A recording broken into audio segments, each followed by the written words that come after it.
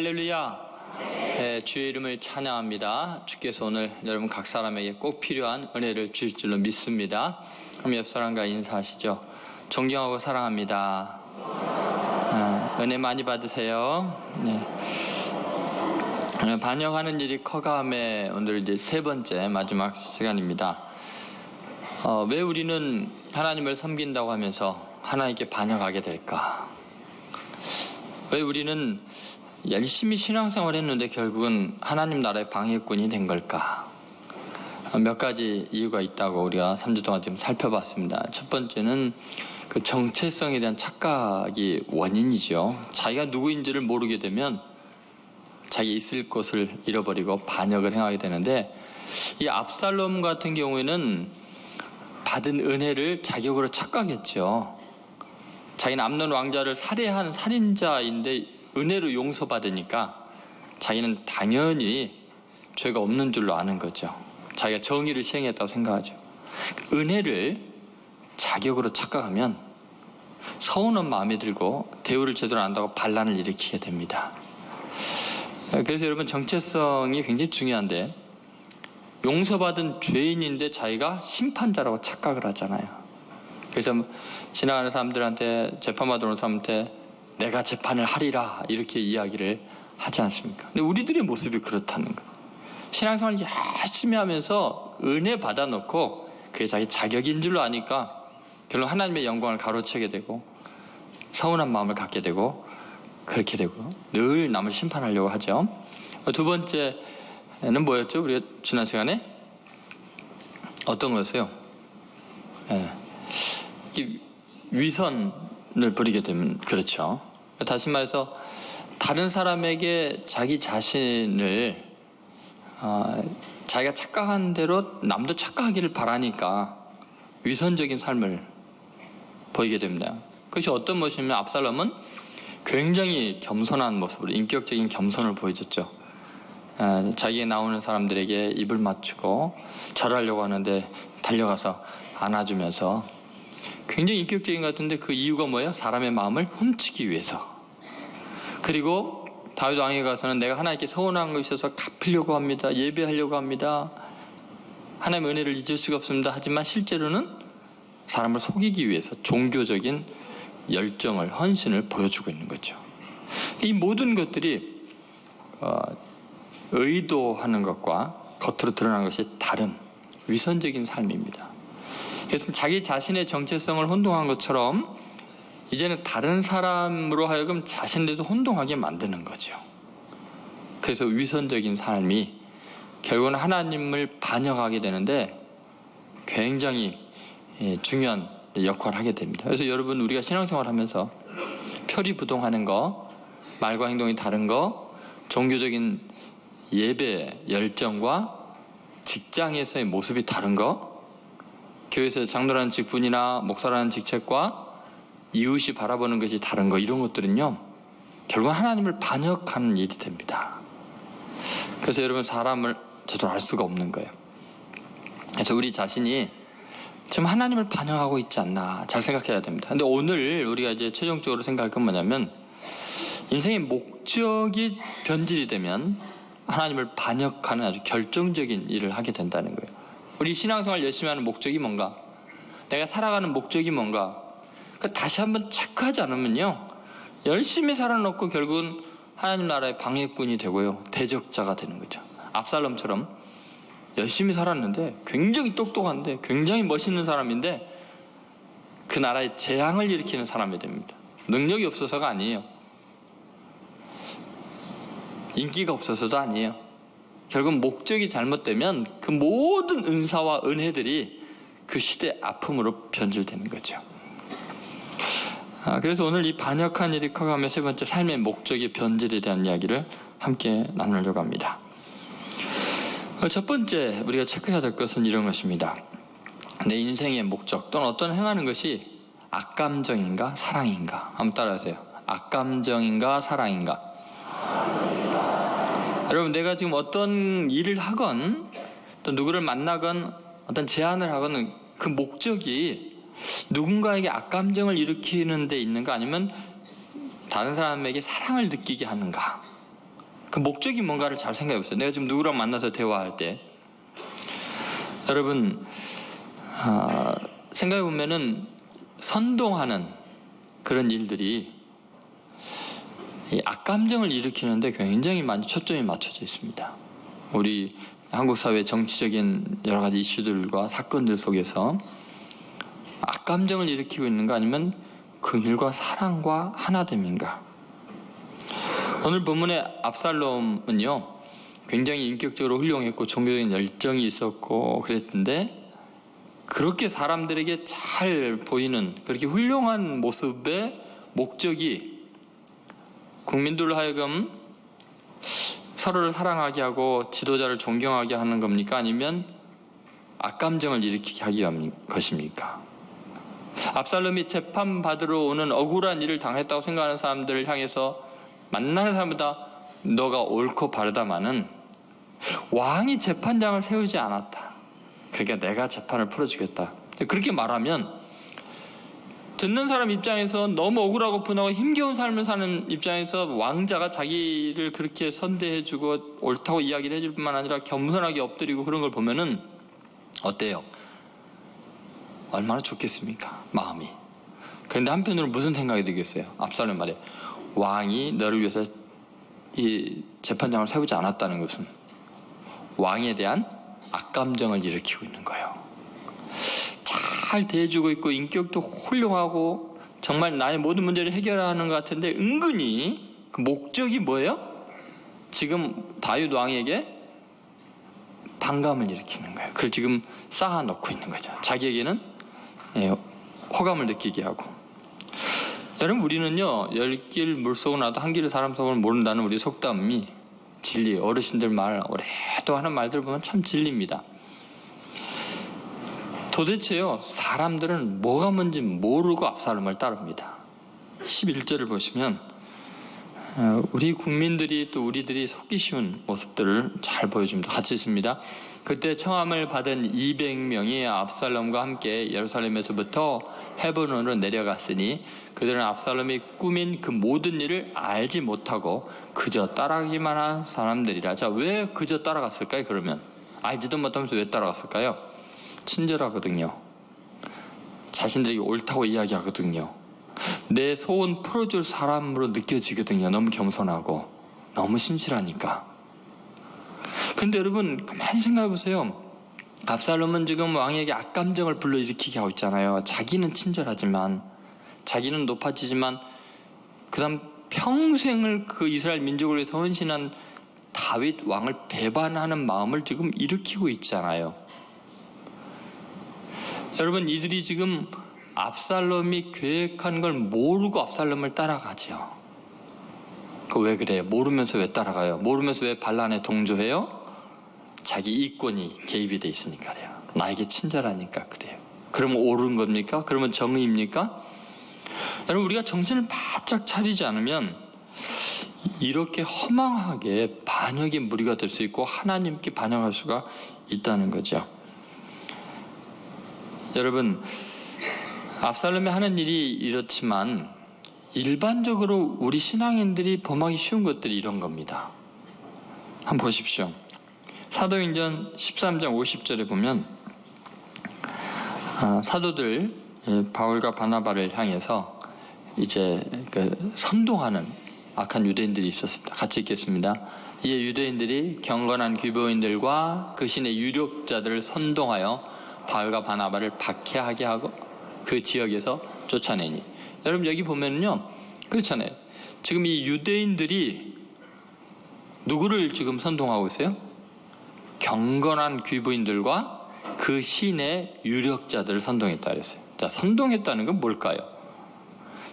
지금 바울이나 바나바와 아무 악감정이 없던 사람들이 갑자기 박해를 하고 쫓아내는 이유가 뭘까요?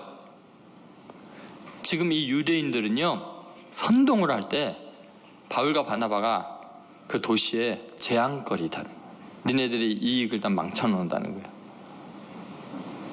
그러니까 여러분 지금 경건한 귀부인들 유력한 사람들은 똑똑한 사람들입니다.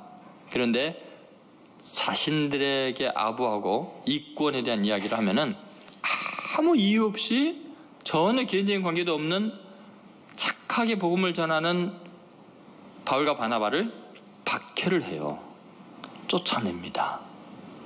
이런 것들이 바로 하나님을 대적하는 일이죠. 하나님의 거룩한 나라가 지금 전파되고 있는 것을 막는 일이 되죠. 여러분, 우리가 정신 바짝 차리지 않으면 이 악한 일들에, 하나님을 반역한 일에 선동에 속아서 뭐가 뭔지 모르고 그 일들을 행할 수가 있다는 거죠. 51절 보면요, 그 제자들의 반응은 특이합니다. 같이 있습니다. 두 사람이 그들을 향하여 발의 티끌을 털어버리고 이고니온으로 가거늘 마음 두지 않았어요. 너희들 왜 미워하니? 우리가 뭘 잘못했다고 막 싸우지 않았어요. 그냥 훌훌 털고 지나갔어요. 그 지나갈 때 마음은 어떻게, 서운할까요? 괴로울까요? 억울할까요? 그들의 마음이 어떨까요? 52절을 보시면요, 그때 그 마음 상태가 나와 있습니다. 같이 있습니다. 제자들은 기쁨과 성령이 충만하니라. 여러분, 지금 박해를 당하고 이유 없이 쫓겨나고 선동이 동원돼서 억울한 일을 겪으면 마음이 상했더라, 슬펐더라, 왜 내게 이런 일이 있어야 됩니까? 그래야 될 텐데 뭐라고요? 제자들은 기쁨과 성령이 충만하다 그랬어요. 왜냐하면 그들이 추구하는 것은 사랑이에요. 그들은 악감정을 불러일으키고자 하는 의도가 없어요. 복음을 전하는 것은 사랑을 전하는 거기 때문에 기쁨이 충만하고 성령 충만한 거죠. 여러분, 우리가 어떤 일을 행할 때 이게 하나님 뜻인가, 이게 하나님께 반영하는 건가, 하나님을 위한 것인가를 알 수 있는 방법은 간단합니다. 이게 내게 유익이 되느냐 안 되느냐는 아니에요. 지금 어떤 메시지가 전해지든 어떤 일이 추진이 되든 그것이 내 기쁨이 되고 성령이 충만한가를 봐야지. 이게 내게 지금 유익이냐, 나에게 친절하냐, 내가 보니까 저 사람 종교성이 깊은 것 같고 영성이 있는 것 같아. 참말의 말씀입니다. 그것은 다 이용당할 수 있는 겁니다. 결국은 궁극적인 목적이 악감정을 일으키고 있는 것, 누군가를 향해서 그런 악감정을 일으키는 것은 하나님 뜻이 아닙니다. 심지어 예수님은 그런 말씀하죠. 원수를 어떻게 하라고요? 사랑하라 그랬죠. 너를 핍박하는 자를 위하여 기도하라고 그랬어요. 그러니까 여러분, 결국은 하나님 뜻이 뭔가, 하나님께 반역 안 하려면 사랑으로 이게 시금석을 삼으면 됩니다. 이걸 통해서, 저 사람이 지금 하는 걸 통해서 사랑하라는 건가, 아니면 악감정을 누군가에게 일으키라는 건가, 대부분 판명이 됩니다. 여러분, 늘 성경에 나오는 사람들은 그랬습니다. 요셉 보세요. 그 형들이 악감정을 가지고 자기를 노예로 팔아 넘겼잖아요. 근데 총리 대신이 되고 나니까 형들이 자기가 총리 대신 돼 있는지도 모르고 와서 도와달라고 살려달라고 그럴 때, 하나님의 뜻을 이루는 사람의 특징은 뭐예요? 저들의 죄를 하나님께서 명백하게 드러내셨고, 하나님 보여준 대로 저들이 내 앞에 무릎을 꿇게 하셨으니 감사합니다. 하나님의 정의를 시행하리라. 악감정을 가지고 다 처단했습니까? 내가 요셉이니이다. 형님들 놀라지 말고 두려워하지 마십시오. 달려가서 목을 안고 울면서 그 마음을 위로하죠. 내가 형님과 형님의 자녀들을 먹이리이다. 어때요? 악감정이 충분히 일어날 수 있는 상황이잖아요. 평생을 17살과 16살 때부터 30살 될 때까지 노예 생활, 죄수 생활을 그 형들 때문에 했잖아요. 그런데 하나님의 사람은 뭐예요? 하나님의 뜻은 뭐예요? 그들을 사랑하고 축복해주고 돌봐주는 것이 하나님 뜻이죠. 여러분, 우리 그리스도인들은 바로 그렇게 살아야 됩니다. 그래서 목적이 악감정인가, 분열인가, 아니면 사랑으로 하나됨인가? 여러분, 궁극적으로 지금 행동하는 거 목적이 뭐냐는 거예요. 주장하는 목적이 뭐냐? 명백합니다.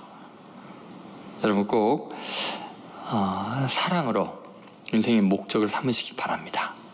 결국은 하나 되게 하겠다, 사랑하겠다, 어떤 악감정도 용납하지 않겠다. 그것이 하나님을 반영하지 않는 겁니다. 하나님 일을 하는 것입니다. 끝까지 사랑으로 충만한 귀한 성도들 되시기를 주의 이름으로 소원합니다. 두 번째, 사람인가 하나님인가의 문제입니다. 여러분, 우리 인생의 목적이 사람을 얻는 데 있습니까? 아니면 하나님께 인정받는 하나님을 얻는 데 있습니까? 여러분, 선동가들의 특징은요, 자신의 목적을 위해서 사람을 이용합니다. 사람을 자기 편으로 만듭니다. 그런데 하나님의 사람, 진정한 의미의 존경받을 만한 영웅들은 사람을 위해서 자기를 희생합니다. 사람을 이용하는 게 아니라 자기를 이용해서 다른 사람을 구원하지요. 정말 위대한 일을 행하는 하나님의 사람들의 특징은 하나님께로부터 받은 그 고결한 뜻에 다른 사람들이 다 동감하게 하고 비전을 함께 공유하게 하고 그래서 함께 알고 행하게 합니다. 심지어 이 훌륭한 일을 하는 리더가 또는 영웅이 상처를 받아서 좌절하고 넘어지면 그 주위에 있는 사람들이 이미 그분에게 받은 영향력으로 오히려 위로를 해주면서 함께 잘 알고 같이 일하게 됩니다. 여러분, 근데 놀랍게도 이 가짜들은, 하나님께 반역하는 무리들은 그 의도를 알 수가 없습니다. 겉에 나타난 것과 속을 모릅니다. 그래서 무조건 되고 추종하게만 하죠. 사람의 영혼을 홀가당 뺏어가지고 자기만을 따르고 절대적으로 추종하게 만듭니다. 그 내용이 12절부터 13절에 나와 있습니다. 자, 압살롬이 목적으로 하는 것이 결국 사람의 인심을 얻으려는 거죠. 한번 같이 읽어보겠습니다. 12절 13절입니다. 제사 드릴 때에 압살롬이 사람을 보내 다윗의 모사 길로 사람 아히도벨을 그의 성읍 길로에서 청하여 온지라 반역한 일이 커감에 압살롬에게로 돌아오는 백성이 많아지니라. 전령이 다윗에게 와서 말하되 이스라엘의 인심이 다 압살롬에게로 돌아갔나이다 한지라. 여러분, 지금 여기서 중요한 게 뭐냐면 이 압살롬의 그 모든 행위의 목적은 사람의 마음을 훔치는 거였죠. 그 민심을 전부 다 압살롬에게 돌아오게 하는 거예요. 자기에게 돌아오게 하는 거예요. 이것이 위험합니다. 사람의 마음을 붙잡으려고 하는 거, 다 자기에게 주목하게 하고 자기 사람 만들려는 것은 자기가 속한 공동체를 지옥으로 만드는 겁니다. 재앙을 일으키는 일입니다. 여러분, 사람에게 마음 살려고 하지 말고 딱 한 분이신 하나님, 그분 앞에서 그분의 인정을 받으려고 하나님이 사랑하는 사람이 되게 하는데 목적이 있어야 됩니다. 여러분, 이게 왜 중요한가 한번 생각해 보십시오. 이스라엘 역사의 가장 비극의 원인들은 전부 다 여기에 있었습니다. 이 시대도 마찬가지죠. 여러분, 이스라엘 역사에서 최고의 위기의 순간은 사실 골리앗의 등장이었습니다. 이스라엘이 완전히 망하게 됐습니다. 그런데 다윗이라는 훌륭한 신앙인 소년에 의해서 그 나라가 구원받았습니다. 하나님의 은혜가 가장 강력하고 극적으로 임한 놀라운 순간이었습니다. 그리고 그 승리의 기쁨, 완전히 패망하게 됐다가 극적으로 승리한 이 사건 앞에서 온 국민들은 그 소문 앞에서요 가만히 있을 수가 없었습니다. 이제 군대가 돌아오는데, 사울왕과 모든 군대가 돌아올 때요 대대적인 승전 환영 행사를 준비했습니다. 그리고 어마어마한 합창단이 동원이 돼가지고 이스라엘 모든 여인들이 동원이 돼서 오랫동안 노래를 연습했습니다. 그리고 그들이 군대가 도착하자마자 큰 소리로 합창했습니다. 우리 시온 찬양대보다는 못했겠지만 얼마나 힘차게 했겠어요? 이렇게 합니다. 사울의 죽인 자는 천천히요, 다윗의 죽인 자는 만만히로다. 이게 나라를 망하게 한 겁니다. 그 승전의 축제가 갈등과 증오의 어마어마한 비극으로 바뀌게 됩니다. 승리의 환호성이 수많은 살육의 아우성으로 바뀌게 됩니다. 이유가 뭘까요? 지금 사람의 마음을 사람에게 돌리려고 했기 때문에. 여러분, 이게 얼마나 어리석습니까? 지금 사울 왕이요 속이 불타오르는 시기심으로 사탄이 춤을 추게 되죠. 저 같으면요 이 행사 진행했다면 저는 이렇게 진행 안 합니다. 이게 무슨 짓입니까? 저 같으면 이렇게 노래를 바꿨을 거예요. 사울의 죽인 자는 천천히요, 다윗의 죽인 자는 만만이로다. 사울을 사용하신 분도 하나님이시오, 다윗을 보내신 이도 하나님이시니 모든 영광을 하나님께만 돌릴지어다. 그랬으면 비극이 일어났을까요? 여러분, 세상에서 제일 위험한 게요, 인간의 마음을 움켜쥐려고 하는 거예요. 사람은 사람의 영광을 감당 못합니다. 사람들의 칭찬을 감당할 수 있는 분은 하나님 한 분밖에 없으세요. 여러분, 우리 인생이요, 결코 사람들에게 섬김을 받고 사람의 마음을 붙잡는 것으로 성공과 실패를 규정하면 안 돼요. 왜냐하면요, 사람의 마음이라는 게요, 너무 쉽게 떠납니다. 예를 들어서 예수님은요, 일생 동안에 그렇게 많은 사람을 사랑하셨지만 사람들에게 마음을 두지 않으셨어요. 예를 들어서 예수님의 생애에서 가장 제가 아쉬운 순간 중에 하나는 부자 청년 관원이었던 그 훌륭한 율법학자였던 그 사람이 예수님께 와서 어떻게 하여 영생을 얻으리까 라고 말할 때였어요. 그동안 예수님은요, 세상에 천한 사람들을 제자 삼아갖고 아주 생고생을 하고 계셨거든요. 틈만 하면 대들고 엉뚱한 짓 하고 바리새인들 세관이 버는 데서 율법을 어기고, 예수님 참 곤란했어요. 냄새나는 어부들과 함께 제자 삼아서 일하려니 하나님 나라에 얼마나 힘들었겠어요. 내부에 맨날 싸우니까요, 누가 크니 그것 조정하기도 바쁘셨어요. 그런 사람들 늘 제자로 데리고 있다가 어느 날 드디어 하나님께서 제자다운 제자, 쓸모있는 인재 한 명을 보냈네요. 율법학자예요, 산헤드린 공회예요, 재력가요, 젊은 미남이에요. 완벽하잖아요. 근데 또 영생에 대한 소망까지 가지고 어떻게 해야 영생을 얻을까 하니 얼마나 영혼까지 아름답습니까? 근데 예수님께서요, 괜히 한마디 말씀을 하셔가지고 그 청년이 도망가 버렸잖아요. 네 가진 거 다 팔아서 가난한 자들에게 주고 나를 따르라. 저 같으면 잘 따라오기만 해. 그랬을 것 같은데. 그러면 그 청년이 고민하면서 돌아가잖아요. 그럼 내가 잘못한 것 같은데 괜찮아, 재산은 그냥 네가 알아서 헌신하고, 그럴 것 같은데 예수님은요, 전혀 미련두지 않습니다. 잘하신 거예요. 만약 그 청년이 예수님 따랐으면요, 예수님 십자가에 못 박혀요. 못 박혀요. 왜요? 그 권력이 있는 산헤드린 의원에다가 재력이 있는 데다가 인기가 끝내주는 사람이라 예수님 십자가에 못 박혀 놔뒀겠어요? 인력 동원해갖고 다 막아놓지. 여러분, 우리는요, 사람 마음 잡으려고 해서는 안 돼요. 제자들이 다 예수님 부인하고 떠나갔을 때 예수님께서 이런 말씀하셨어요. 너희들이 다 나를 버리고 떠나갈지라도 아버지께서 나와 함께 하신다.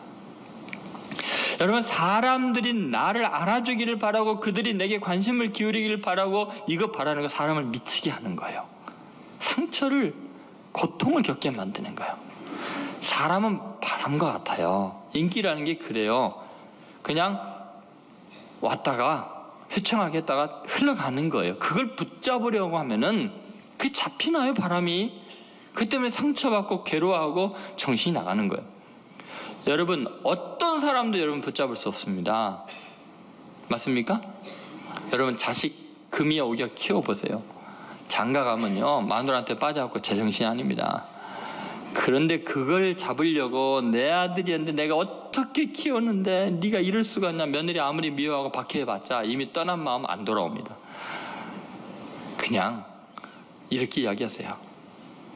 너도 가려느냐? 그러나 아버지께서 나와 함께 계시느니라. 미련 둘 거 없습니다. 여러분, 세상에 목회자가, 정치인들이, 권력 있는 사람, 재력가들이요, 사람 마음을 권력으로 잡을 수 있다고 생각하고 돈으로 잡을 수 있다고, 자기의 실력과 능력과 이런 걸로 잡을 수 있다고 생각하는 게 큰 착각입니다. 세상에 알 수 없는 게 사람 마음이에요. 가장 변화되기 쉬운 것이 사람의 마음입니다. 거기에 마음 두면 사람이 미친다니까요. 그냥 흘러가게 놔두세요. 지나가게 놔두세요. 하나님 마음만 붙잡으면 돼요. 하나님께만 사랑받으면 돼요. 그러면 사람도 돌아오고 물질도 돌아오고 권력도 돌아오고 하나님이 다 주관하니까. 압살롬이 지금 그 짓을 하고 있는 거예요. 온 백성의 마음 민심을 다 사로잡으려고 하니까 세상에 비극이 일어나는 거예요. 참혹한 반란이 일어나는 거죠. 여러분, 예수님이 그러시잖아요. 인자가 온 것은 마가복음 10장 45절에 섬김을 받으려고 온 것이 아니라 섬기려 하고 자기 목숨을 많은 사람의 대속물로 주려고 왔다고. 여러분, 섬김을 받으려고, 사람들에게 인정을 받으려고 하는 것은 어리석은 일이에요. 예수님은 그러기 위해서 오시지 않았어요. 그냥 사랑하고 마는 거예요. 그게 하나님 뜻이니까.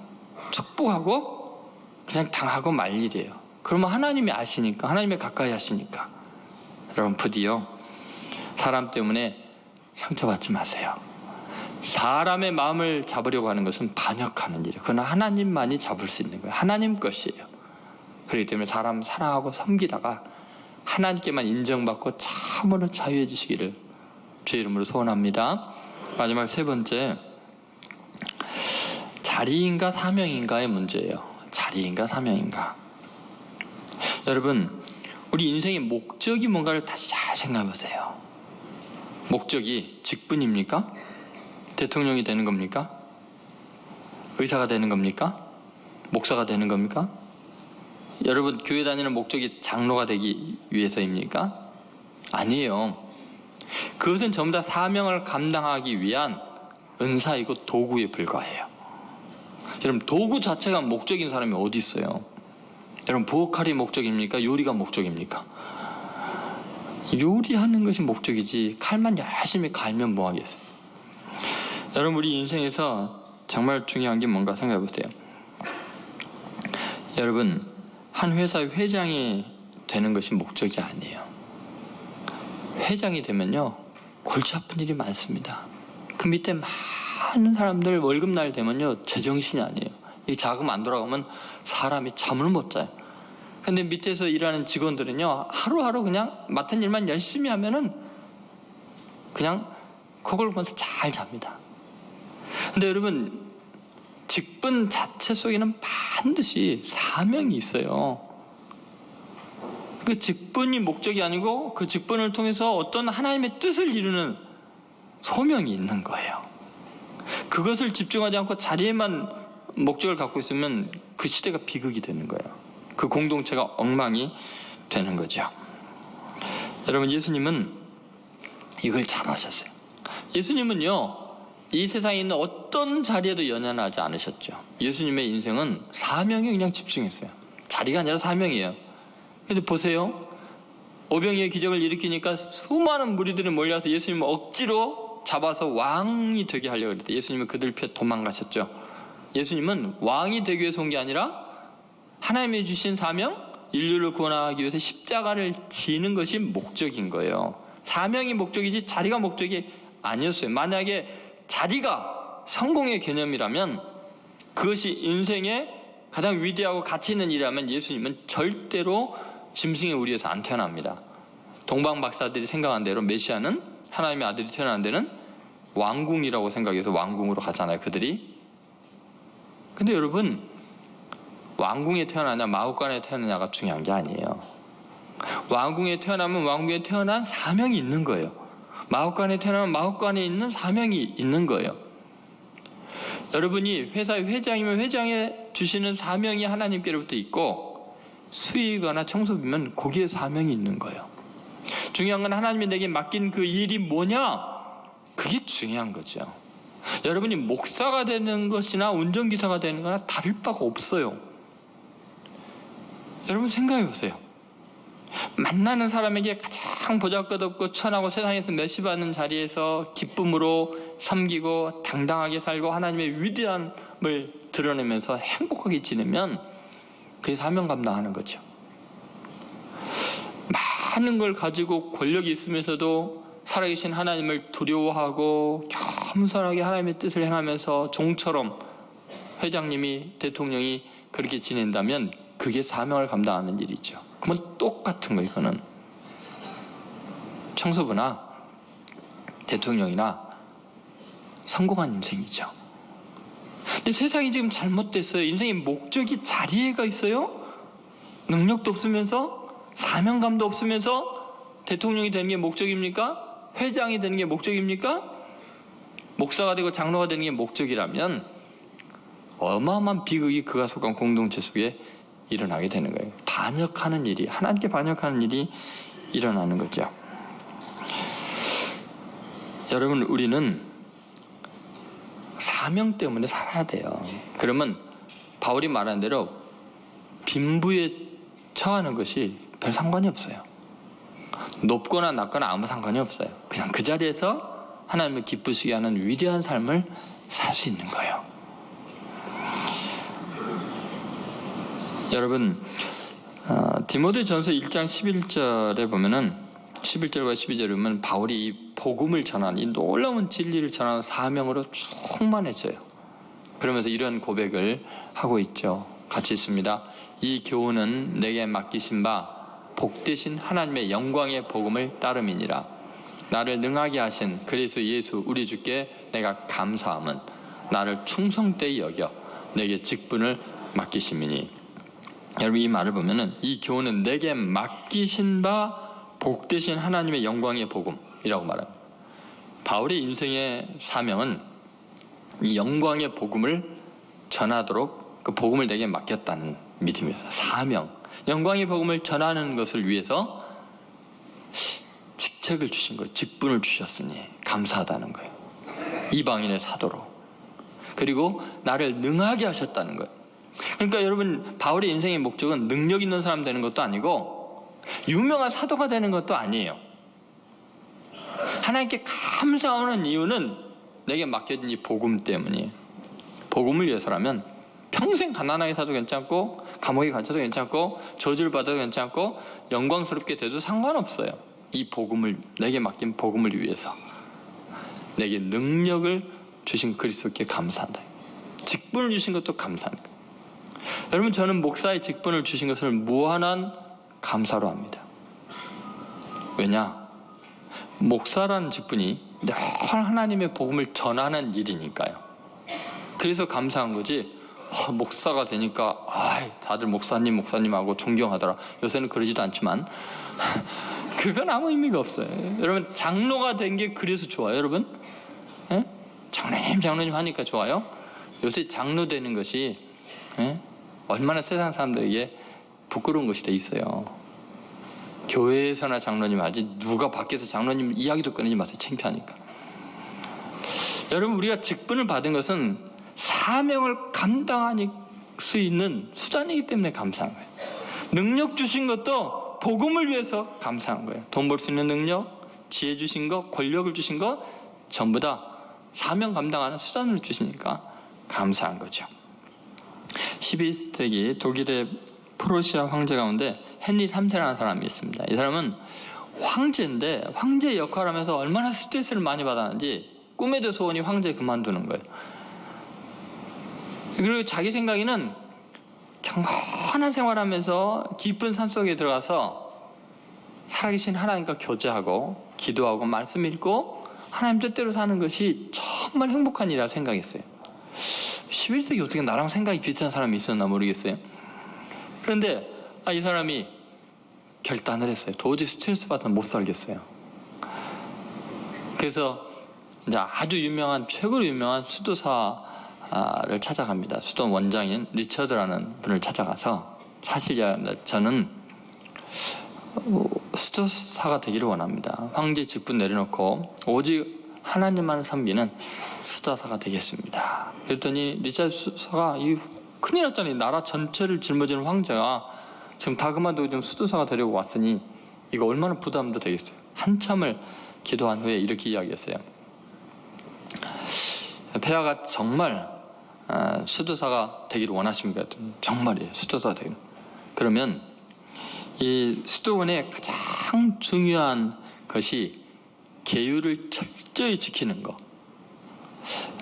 그것인 것을 알고 계십니까? 수도사는 절대적으로 계율을 지켜야 됩니다.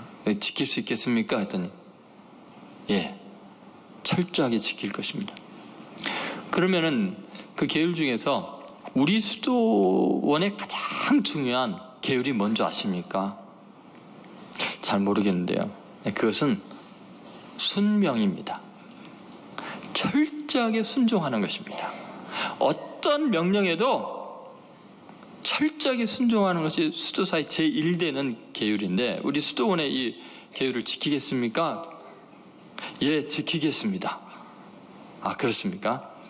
그러면 오늘부터 수도사로 임명합니다. 제가 지금 첫 번째 계율을 드릴 테니까 절대적으로 순종하십시오. 지금 당장 돌아가서 황제의 직분을 감당하십시오. 하나님의 영광을 위해서 수도사로서 멋지게 황제의 직분을 감당하십시오. 그것이 지금 준 가장 중요한 명령입니다. 어떻게 하겠어요? 수도사로 있으려면 어떻게 해야 돼요? 황제의 직분을 감당해야 돼요. 그래서 이 헨리 3세가요, 황제이면서 수도사 같은 삶으로 나라를 다스려요. 그리고 그의 묘비에 결국 이렇게 기록이 됩니다. 나라와 백성을 성실하게 섬겼던 황제가 여기 잠들다. 여러분, 황제가 되고 안 되고의 문제가 아니에요.